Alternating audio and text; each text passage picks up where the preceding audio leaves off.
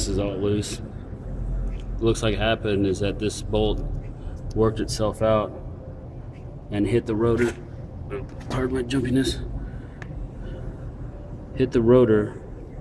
The rotor yanked it out basically, and then after that point it just became loose. May have gotten these other ones loose too, but it's hard to say because this one has worked itself out pretty well.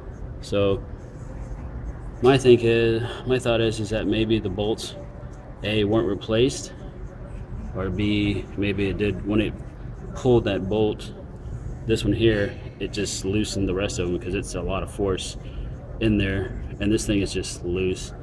And there is a broken ribbon here, as you can see right there.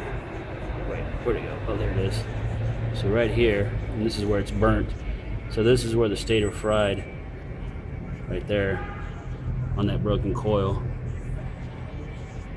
Wait, where'd it go? So that is broken. Yep. All the magnets